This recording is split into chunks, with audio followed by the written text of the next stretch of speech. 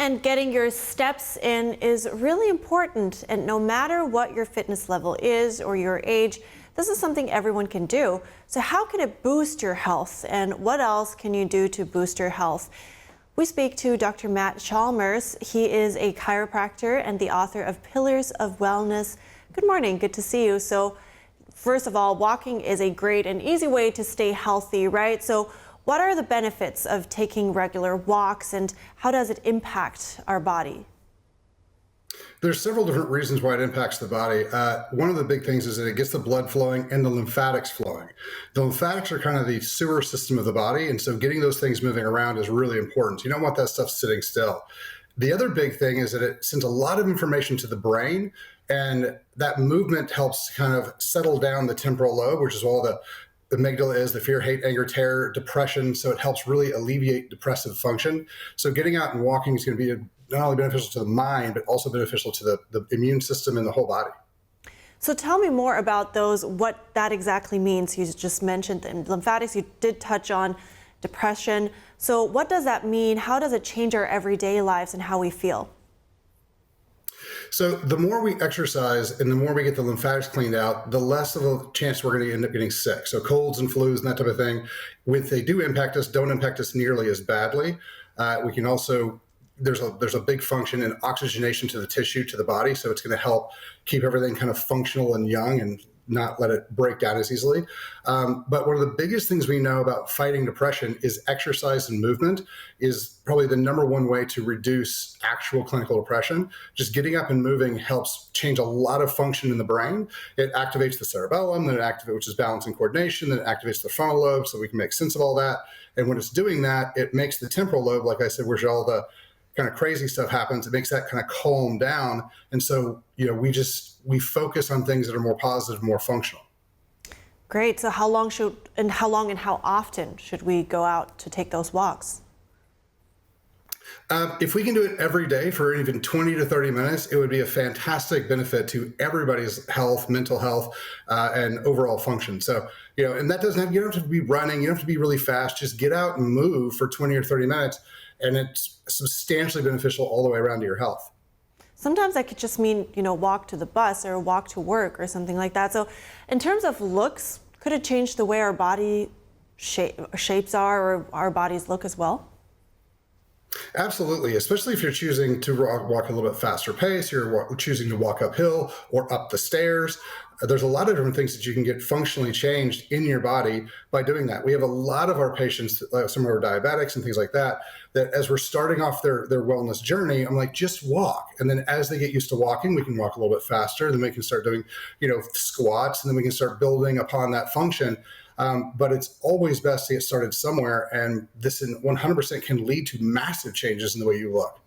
All right, so it sounds like it's a good starting point. So where should it lead us? What other exercises should people consider? So normally when we start building these up, we start with functional exercises. So, you're going to have to stand up, you're going to have to climb stairs, you're going to have to pick things off the counter. So, squats, I love to do single leg squats or step ups because that builds that entire balance coordination chain, picking up jugs of water so we can build up the biceps, and then you're reaching up top so we can get the deltoids and that type of thing moving so that we can do all the things we need to do in our lives, like grab the plates off the top shelf, stand up from the toilet, stand up from a chair, sit down gently on a chair. These are all really important things we need to do throughout our life. So the more we do them in an exercise form, the easier and the longer we're going to be able to do them in life. Yeah, I love that. So can you tell me a bit more about some of those easily accessible ways to train, or not just train, just to stay fit? Yeah, you don't need a gym. And everyone's like, well, I can't get to the gym. I'm like, okay, all right, great. How about you just stand up and do body weight squats? Like, go find a short wall or a box and do step ups on that. You can pick up bottles of water and move them around. You can pick up, everybody has something that weighs 5 or 10 pounds around them. That's a giant amount of weight for the shoulder. And so we have a lot of people, I just have to give them a 1 liter bottle of water, which is a kilogram, which is 2.2 pounds. And I say, take that and raise it above your head and then come back down with it. And that helps build up this ability to reach up and do things. So you just find things around your house that you're like, ooh, this has a little bit of heft to it, and then take it through a natural range of motion. And as you do that, it'll start building up that your body's ability to do that under load. Yeah, sounds easy enough. So how would you go about, slowly increasing the amount and the intensity of those exercises in a sustainable way? So this is one of my favorite things to do with people. So as we go through, they're like, well, how many reps should I do? And when should I go up in weight? So what I have people do is we say, okay, start with 12. And then every time you do 12, try to do one more.